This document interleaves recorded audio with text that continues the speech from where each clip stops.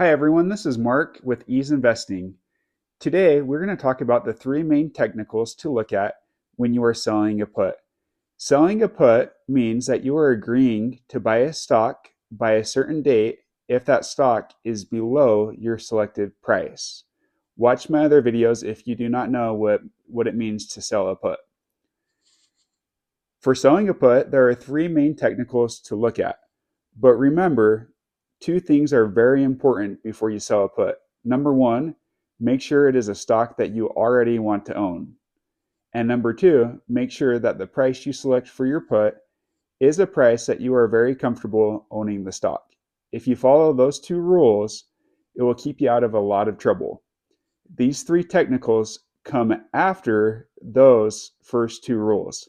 So let's get into the three technicals, and let's make these technicals extremely simple so you understand them when you are selling a put. These are very important to understand so you are not overpaying for a stock. So let's use SoFi Technologies for the example. We're going to click on the two arrows to get to the technicals. The first technical we're going to look at is the Bollinger Band. The Bollinger Band made simple is basically the stock likes to trade within the Bollinger Band. So as you can see here, when the stock price reaches the upper part of the Bollinger Band, it likes to go down. And when the stock reaches the lower part of the Bollinger Band, it likes to go up.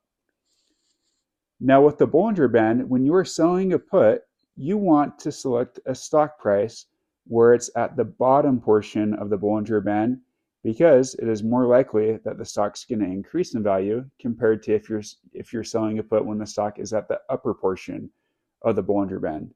We can see here when the stock reaches the lower level of the Bollinger Band, it tends to increase, and when the stock reaches the upper level of the Bollinger Band, it tends to decrease.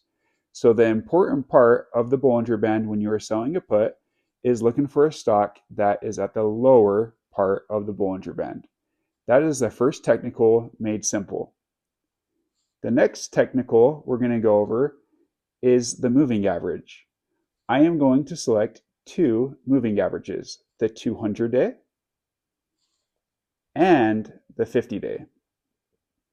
Moving averages made simple are the support levels for the stock.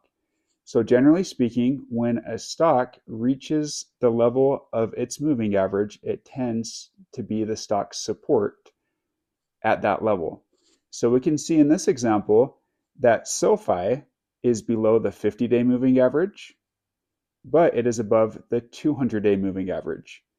Generally speaking, you want to pick a stock that is above the moving averages because you know that that stock has a solid base.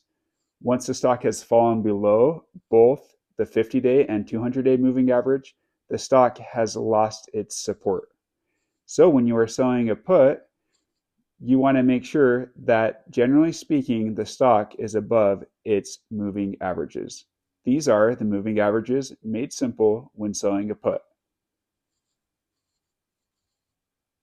The third technical we're going to go over, let me deselect the 200-day moving average, is the RSI, the Relative Strength Index.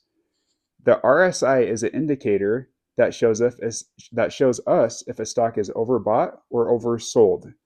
So we can see here at the bottom, when I click it and I move over to the right, that the RSI is 51.80.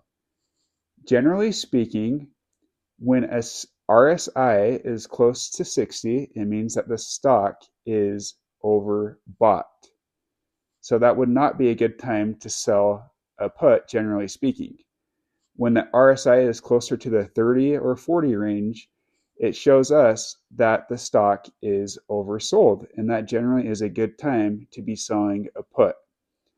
So this indicator is important for when a stock is around the 30 to 40 range. That would be a good time to sell a put on the stock.